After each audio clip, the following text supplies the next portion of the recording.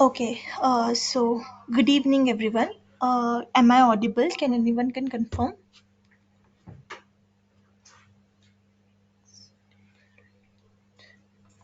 Yes. Okay, yeah. Thanks. ठीक है. Hello everyone, and welcome to our webinar on emulating and detecting Microsoft breach, Midnight Blizzard in CWL Cyber Range Lab. I'm Nandini Bharadwaj, the operating officer at CyberWarFare Labs, and I'm really excited to have you all here with us today. So let's begin. Before we jump in the main topic, let me give you a brief about our company. CyberWarFare Labs is a UK-based tech company. The company is committed to addressing cybersecurity challenges with real-time hands-on solution. Our virtual platform allow users to refine their skills through plug-and-play practical labs and a diverse range of certification courses.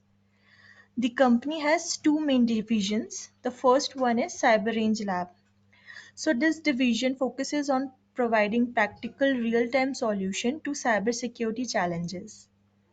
They offer a virtual platform where user can engage in hands-on trainings through practical labs that are ready to use. And the second one is upscaling platform. Our company offers a wide range of on-demand courses designed for individuals at all skills level. Our training services are available to educational institute, government agencies and corporate organizations. Both online and offline trainings options are available. So for more information, you can drop a mail to our support team, that is support@cyberwarfare.life. Let's move on to next slide. So let me introduce two speakers of today's webinar, that is Manish Gupta. He is the CEO and co-founder at CyberWarFare Labs with over 7.5 years of expertise in offensive information security, specializing in red team activities and renowned for his research in real-world cyber attack simulation and advanced persistent threat, that is APT. Manish has presented at esteemed conferences like Black Hat USA, DEF CON, and many more. So get ready to learn from his wealth of experience and insights. So that's all about the speaker. And dear participants, as promised, we are excited to share that you will receive your attendance certificate within next 48 hours along with the video recording of the webinar. So thank you for being part of this engaging session. We look forward to your continued participation. And from here, without further ado, I would like Manish sir to take over and let's get started. So, thank you everyone. I hope you will enjoy today's webinar. Thank you. Over to you, sir. Yeah. Thanks, Nandini. Am I audible? Yes, you are audible. Just give me 1 minute. I'm just sharing my screen.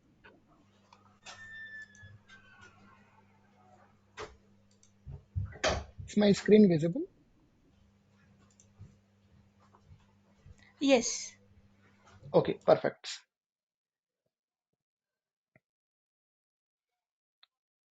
Okay. So yeah, hi everyone.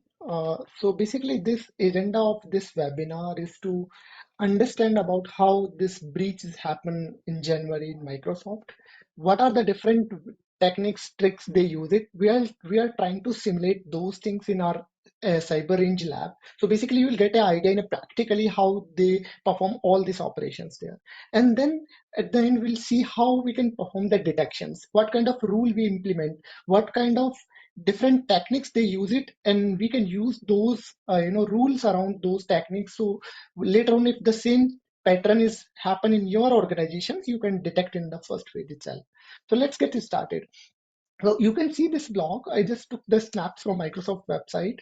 So on January 25th, they released one blog that on 12th of January, there is a breach happen in Microsoft corporate environment. That means Microsoft production system. And that happened. So basically what happened, there are multiple steps is taken by threat actor to steal the data and do much more things there. Recently, also Microsoft released, I think 2 3 days back, that the same attacks also they also steal some of the credential from the mail they access to, and they can furtherly access the corporate environment or different different industries, their credentials they access it. So I'll just go through like what are the different techniques they did it, what are the different steps and the tactics they use it to perform these kind of attacks. So we created a simulated environment, similar like Microsoft they have, and we'll see how actually these things work in practical manners. If you have any query questions, you can feel free to drop a message in our chat box. So at the end of the sessions, we have a QA session, so where we can discuss all the query questions you have. So the agenda of this meeting is to basically understand. So there are different. So you can see it here. The agenda of this meeting is to first understand what is actually attacks happen. Then we'll see about like how actually we can emulate those techniques, and then how we can detect those techniques there. Okay, so you can see it here in this detailed manner. This is a reference we took it from Wiz. So they, clearly mentions what kind of steps taken by the threat actor. It's not exactly clear, but as far as Microsoft released the blog, so they took the reference from there. What we are trying to do it here, we are trying to emulate those different techniques used by threat actor. So you can see, let's start from here. So you can see if we are targeting, in our case, we have a two different environment. One is test environment and another one is our production environment. So let's suppose the test environment is our this environment. This is a test environment. Microsoft have a different, testing environment as well. And there is one production environment. So let's suppose in our case, we have one production environment. Let me just, now we are targeting in these two environments there. How we can literally move from our test environment or pre-prod environment or non-staging environment, sorry, staging environment to our production environment, and how we can steal much more things there. The same thing threat actor did it. So initially what they did it, the first step they did it to perform password spray attack. So generally what happened, most of the organization, if it's a production, they implemented MFA. In MFA case, even if you identify or successfully get the credentials, you require a multi-factor in that case, in format of token, push-based authentications. In our case, in this particular Microsoft case, they have a test tenant where there is no MFA implemented for this particular user. So what they are trying to do, they identify a lot of users and they perform the password spray attack here. So let's try to do one thing. I am using one tool called MSOL Spray. This is a tool used by even pen tester, red teamer, as well as threat actors to perform password spray attack. What I'm trying to do it here, I just created a text file which contain list of users. So I just use three, but there can be hundreds of user list, and you can get the email address and all valid users. There are different ways you can get it those details. So what now I did it as a threat actor. I'm just trying to perform password display. So first just import this module here. So I'm just trying to import ms, 1 second. I'm just trying to import module, 1 second. Okay, now I'm just trying to import module MSOL spray. Now what I'm going to do, I'm use this command to perform password display. In this case, you can see I'm using list of multiple users, and there will be a single password to check if this password is valid for any users. So basically password spray attack is different than our password brute force. We are not using multiple combination of password, but what we are using it multiple users, and we can use one password which is very common. So basically, you can use different set of password used by different, like in name of month, in name of some year, in name of something like that. So you can combination of this one. So what they did it, I'm just trying to check if this password is valid for any these three users which I have in user list. So you can see out of three, there is one success attempt I identify.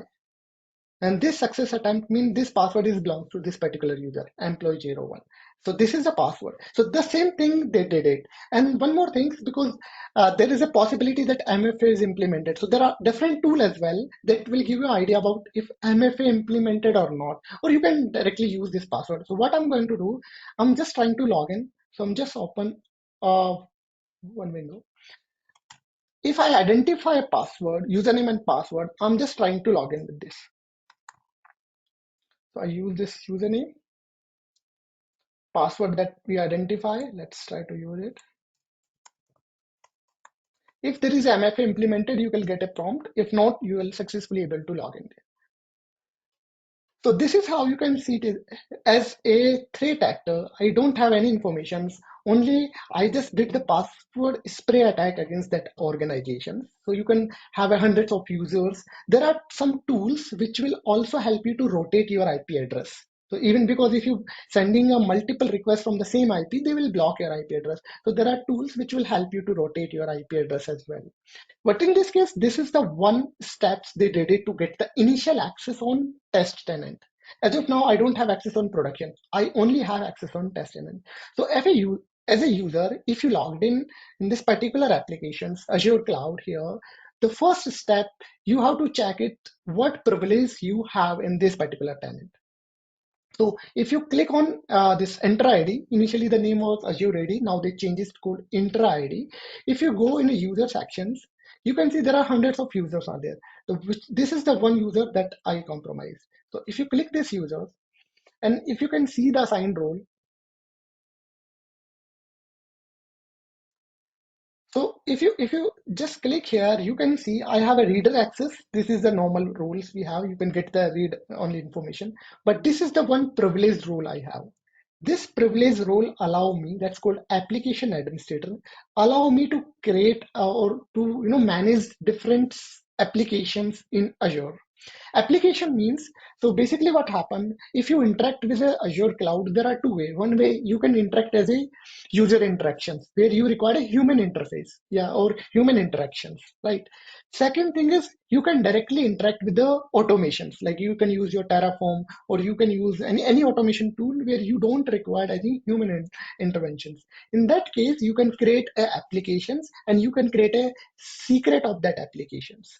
Right. So as of now, if I have or anybody have this application administrator permissions or role, what they can do, they can create a credential of any applications which is there in Azure. How will get the application? So you can go here and you can see all the applications which is there, all the applications that is registered in your home tenant. So you can create a credential of any of these applications and you can authenticate based on what permission is assigned to those applications. So as a user, the initial compromise user have application administrator, then this user can perform, this user can create a credential of any of these applications. So what you can do, you will check if there are any privileged applications there or not. If there are any privileged applications, you can create a secret of that application. So suppose what they did it, they identify that there is a one application which is a multi-tenancy application. That means if you can see the name, that means this application can have some access on any other tenant as well, because this is a multi-tenancy. You can get the information like application ID, object ID, tenant ID of all this information, you can get it. And you can also check in under certificate and secrets, you can create a credentials as well. So you can create a one more credential. If there is already credentials, it's allow you to create a one more credentials here. That means you can use application ID and secret to authenticate to the same or if it's a multi-tenancy applications, you can authenticate to any other tenant as well. So let me just create a this is this is I created a credential of this application. So what I'm going to do it here, I just noted down here the secret, then application ID, these two things you require, and one is the tenant ID. So application ID, if you click on this application, the first, this is the application ID. So it's similar like user have a user ID and password. In application or service principal, you have application ID and secret. This is app ID, and tenant ID, which is uniquely identified ID. Okay, so now tenant ID, you can get it like this is the directory ID or tenant ID. So these are the three things you require. Now, what you can do with based on what permissions you have, so you can go in a permission section, API permission of this particular application, and you can see what exactly permissions you have. So this is a Microsoft Graph API permissions. So different permissions allow different kind of actions. Like one permission, directory read write all, allow you to perform read and write operation on Azure AD or Intra ID. App role assignment read write all will allow you to assign permissions to any application. Right? You can assign yourself in a any other permissions if you want, or you can assign any other applications to permissions. Third one is role management read write directory. That means you can assign any user or service principal to directory roles. Directory roles that we saw like application administrator, global administrator. So these are the high privileged directory roles are there in Intra ID. Now you can see, look like this is have a lot of different or high critical permissions there. So we created a secrets there. Now what I'm going to do it, I'm just trying to check if this application have any permission on Azure or Microsoft production tenant, right?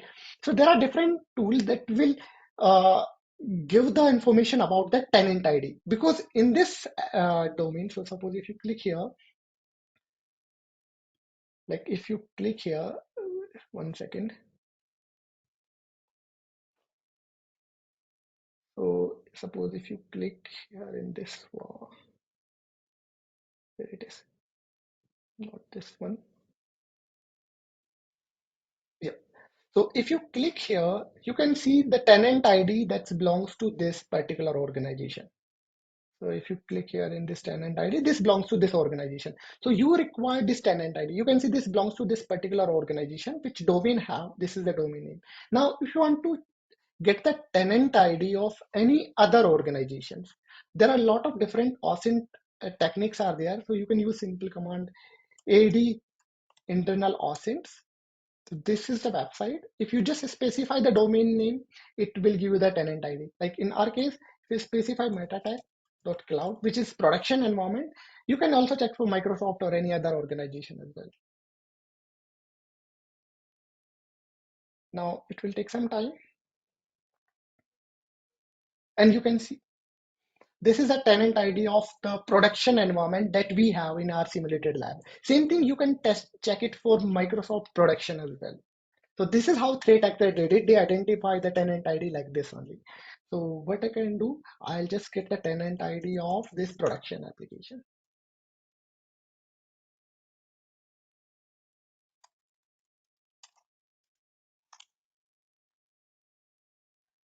Okay, now what I can do, so now what I can do here, I got application ID and secret.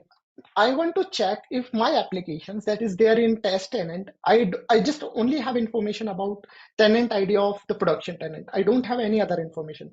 What information I have on test tenant is I have application ID and secret. I just want to check what exactly the permissions this application have because just by looking the name, you can get that this is a multi-tenant applications like here you have to check for each and every applications. There are different automations way as well you can do that thing, but from stealth way I just want to see how it's possible. Now what you can do it here, I'm just trying to get the token. Like here what I'm going to do it, I'm just going to get the access token of target tenant. Like if you look here you can see I specify the client ID, I specify the client secret. You can just specify the new secret that you generated.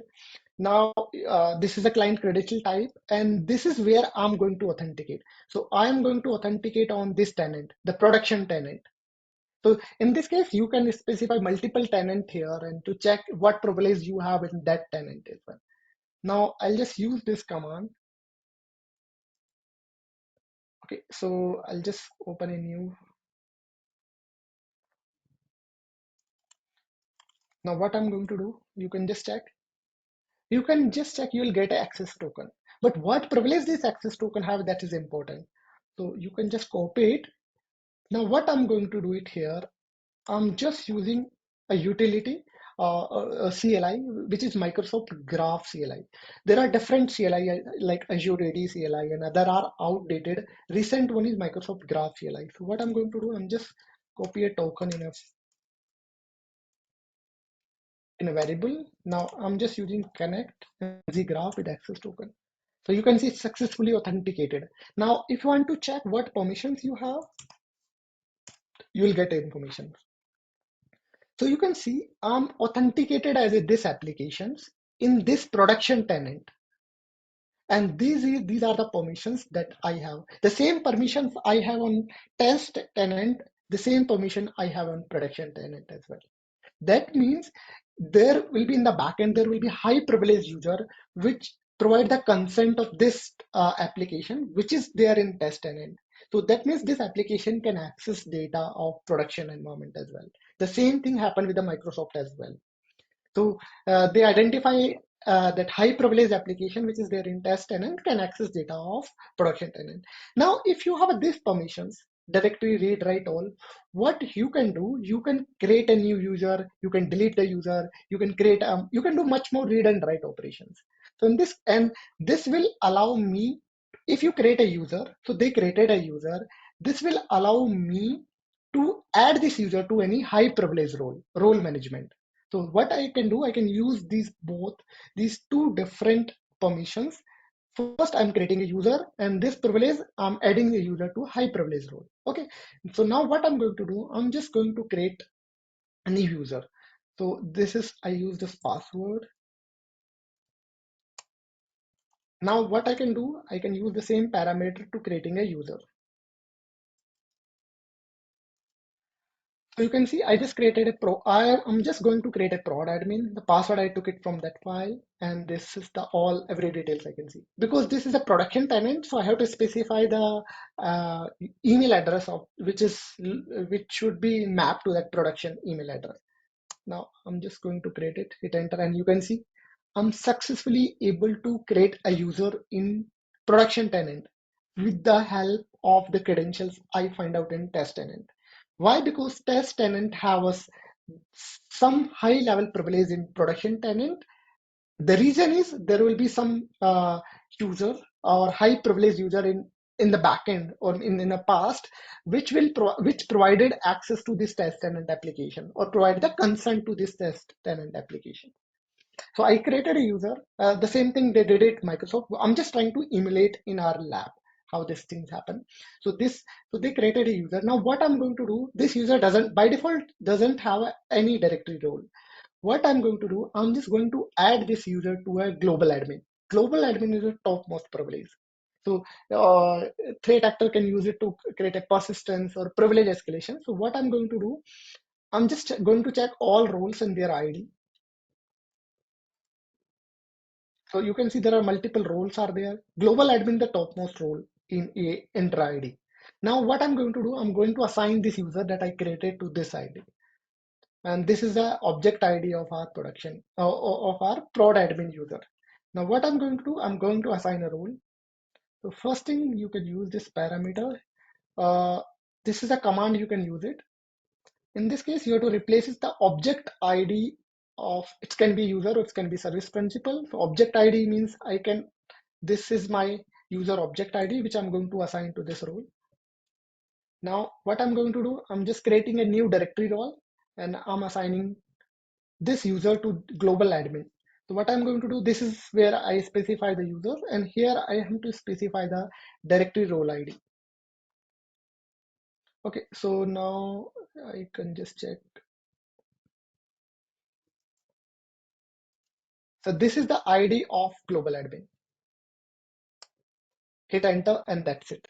Why this all operation is happen? Because when you check, you already have it. This permissions will allow you to create a users and do actions on user basis, and this permissions will allow you to add a users to any directory role. These are the high critical permissions basically. Now if you want to check like what are the member of this global admin, you can directly check it here. I have to specify the directory role here. Sorry. So I'm just directory role, all the members. So I have specified the directory role ID here. And you can see there the prod admin, the user that we created just now, I added to a global admin. So this user have a highest privilege role there, right? Now, what we are going to do it here, so the same thing, you can see what I did it. I'll just show you one by one, step by step. One second,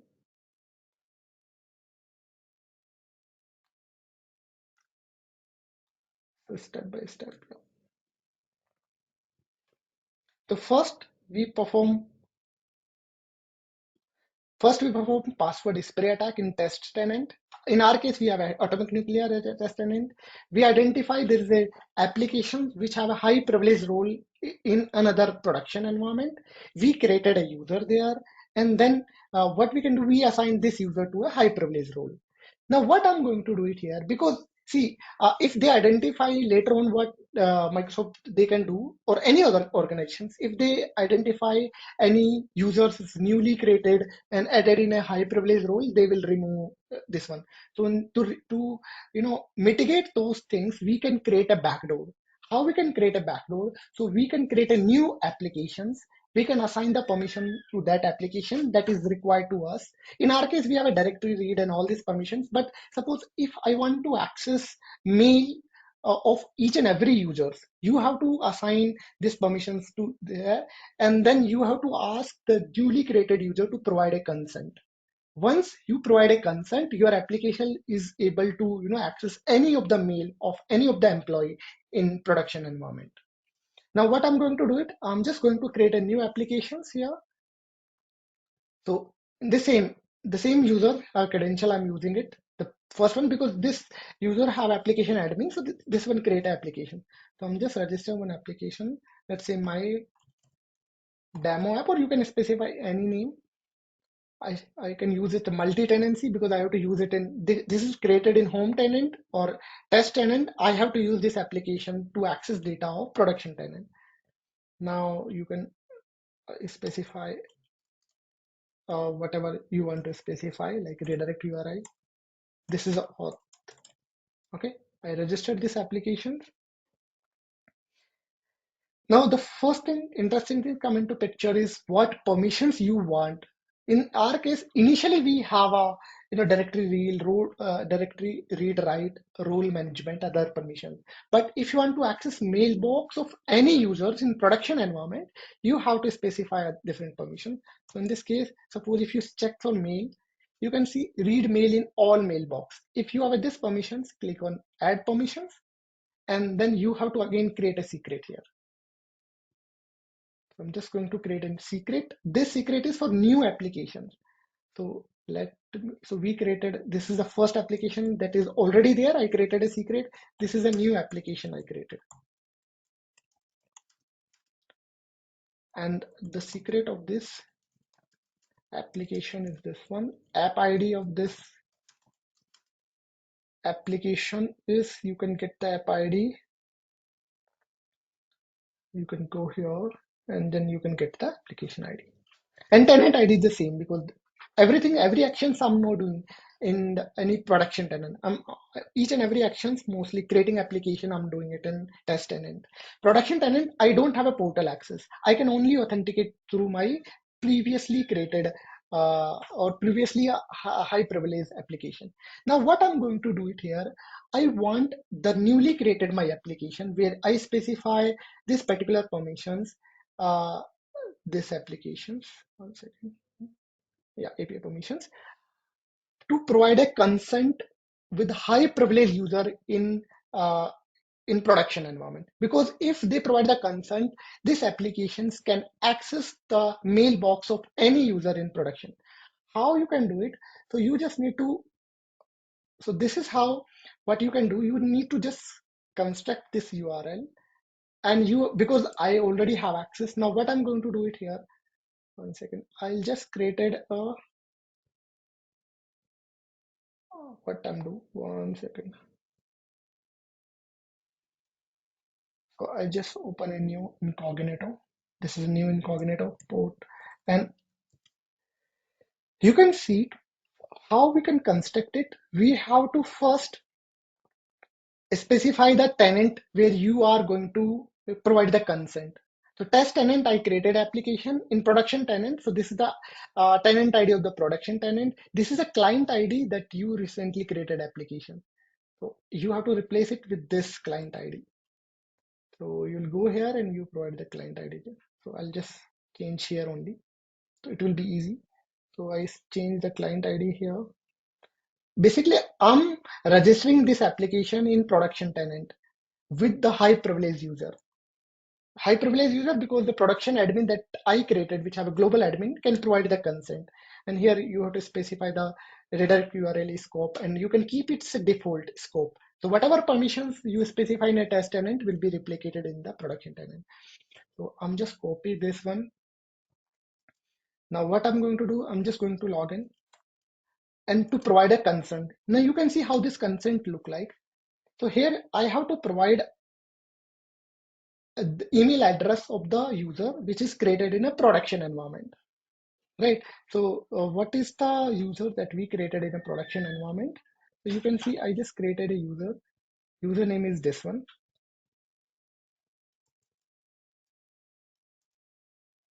and password I can use it this one.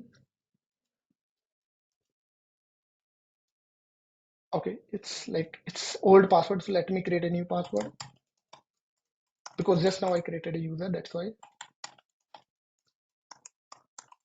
Now I just created a password. Yeah, this is how consent look like. So it's only administrator can provide this consent if it's required any high privileged data. So in this case, this applications want to access all the mailbox, mail read access. You can see, and if you are an admin, you can provide the consent. Once you provide the consent, there's nothing will happen. But in the backend, your applications that you created in a test tenant can access the data in a production tenant. Now, what I'm going to do, same, what I'm going to do, I'm just going to get a token again. But in this time, we are going to get a token of new application that we created it. So I'll just, now here you have to specify the token, which tenant you are going to log in. This is your production tenant. Now, this is the client secret. Let me just copy a new secret, the application that I created. This is the secret of new applications. One second.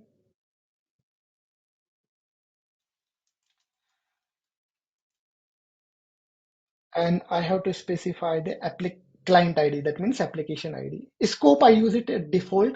So whatever permissions there will be reflecting here. So I'll just use the scope, the client ID. I change the client ID here.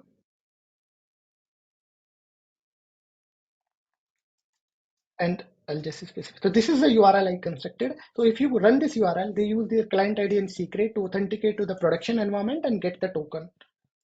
And this application just now I just provide the access. So I'll just, now if you hit enter, you can see you will get access token. But access token you will get it, but you have to check what exactly privilege this access token have. Now again, if you want to check, you can use this tool as well. This is a bearer token. If you can just check what exactly permissions you have. So I'll just copy it, remove it here from here, and just paste it here, and you can just check. This is a token which is belongs to, this is the application ID, this is the name of these applications. And you can also check this is belongs to this production tenant. So you can see the tenant ID, and where you can also check the roles. Mail reads. That means this token have this particular role. So you can use Microsoft Graph API to get to read of mailbox of any users in production environment. So this is how this the token you will use it. and you can get it. You can use it for a longer times. The same application you can create it for a backdooring purpose. So whenever you need it, you can generate a token, and you can do, even if you can use your, you can use SDK, Python, or anything to do these actions in, in an automated way, to dump all the mailbox in your local an attacker system. So this is how this full attack works. Now, when you read the mailbox, maybe you'll get a different credentials as well, corporate credentials, so that you can use those credentials as well to perform further attacks there. So this is how these kind of attacks happen in Microsoft with this one. Now, again, I'm just going to repeat once more, like in a brief, what things happen. So first thing is, one second. So first thing is, you can see threat actor, what they did it. They identify there is a no MFA implemented here, so they perform password spray attack and they identify one user. This user have some high privilege in our case. This user have application admin here. So application admin, what they can do, they can create credentials or secret of any application. So they identify there is a high privilege application and which is multi-tenancy as well. So they can create a secret of this application. When they get the access token, they identify that they have access in production environment as well, and the same permissions, which is high critical permissions they have. So with help of these permissions, they created a new user. Why we require this user? Because when we create a new application, we have to provide the consent.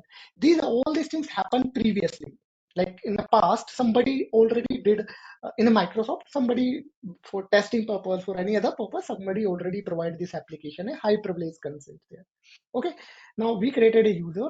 This user we added to in a global admin, high privilege role there.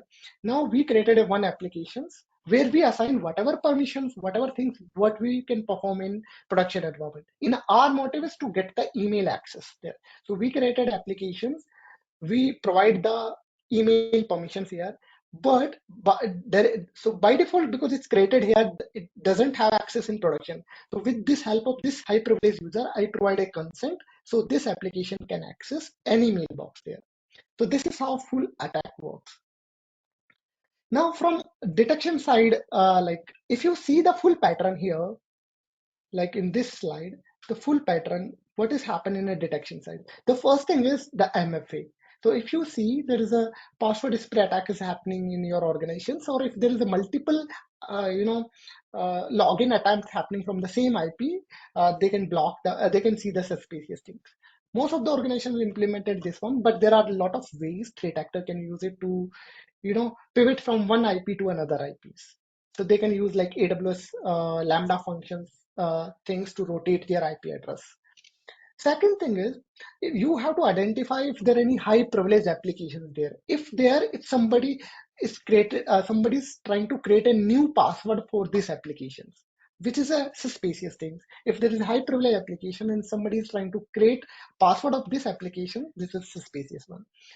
Third one is, if you created like in a production one, if somebody's created a user is okay, but directly assign this user to any high privilege role, like global admin or application administrator, that is suspicious. So you can create a rule around those things there. Last one is, you can see there is a newly created applications which provide a high privilege role, and in the production this application is not verified. So when you provide the consent, you can see this is a verified application or not. So by default you can disable the admin consent, and you can't provide the consent to any unverified applications. So this is the security implementation you can implement. From the detection side, you can implement the rule. If somebody provide the consent to any high privileged applications, that means it will be detected as a suspicious. So this is the scenario of work here. So like you can see the lateral movement things, how they can exfiltrate the credentials, and then you can do much more things there. Now these days, these kind of attack is very common. So because application side is very difficult to detect, user side is difficult. It's very easy, if not easy, but it's compared to application, it's easy to detect if you change the password or you created things.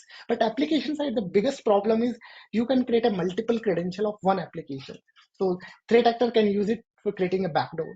Second thing is application side, you don't require MFA. So even if you have application ID and secret, you can use it. Third one is you can provide a multi-tenancy access there. So there are much more things we can do it in cloud side as a threat actor or as a red teamer. From the detection point of view, there are a lot of different things we have to check it there. Now, if you want to check the log side, like if you looking for authentications and all these things, if you click here in this particular, there are two kind of sign-in log and audit log. Sign-in log means who log in, what kind of login. So you can see all the service principal logged in here. Service principal means you can see the login happening with the application here. So you can see all the login, if it's success, if it's failure. You can also check the interactive, non-interactive, and all login. For in this particular case, you can see if there is any logged in happening on application which is not there in this home tenant, which is there in a which is not there in this tenant, there in another tenant. Second thing is auditing purpose. Like you created a user, right? Now you added to a global admin. So all the user creations, adding to a directory roles can be get it here in audit logs. So there are two main logs. One is sign-in log, and another one is audit log is useful to do these threat hunting or creating a rules around this one. If anything happen on Intra ID or Azure AD side, if anything happen on Azure ARM side, like creating a resource, VMs, a bucket, and all these things, there is another activity log which is separate, which is not there in Intra ID, which is there in a different subscription. So this is how you can perform emulations and detection. So based on what team you belong to, what kind of interest you have, you can do this thing. So this is how these things work. And so yeah, that's all about this one. If anybody have any queries, questions, feel free to ask. So chat box, I can see the questions. I can share the PPT.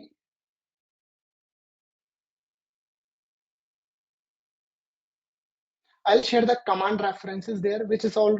So all command reference and PPT I'll share with this one. Any questions? So you can also try to check your organization against these kind of attack.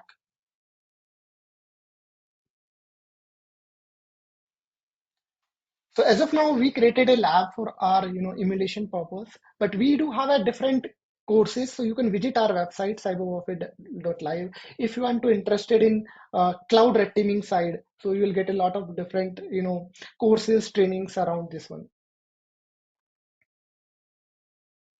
Indication of a compromise, if you go here, so there are a blog which is published by which team, so you can just check there. I'll just share the so it's already there in a PPT reference. You can go through it. There will be IOCs there.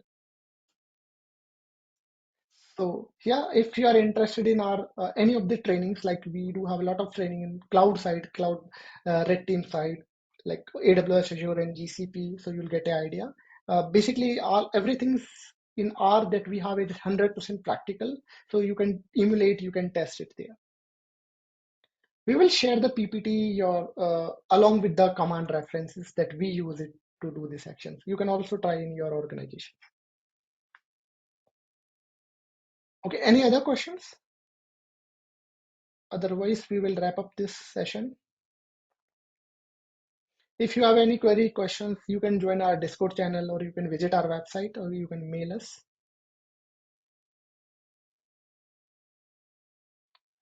Okay, so thank you so much for joining this webinar. I hope you learn new things here. And cloud, especially Azure cloud is also in booming. A lot of attacks is happening. It's very new. So you can take a look at our website if you're interested in any courses. So yeah, thank you so much for joining this session. Thank you.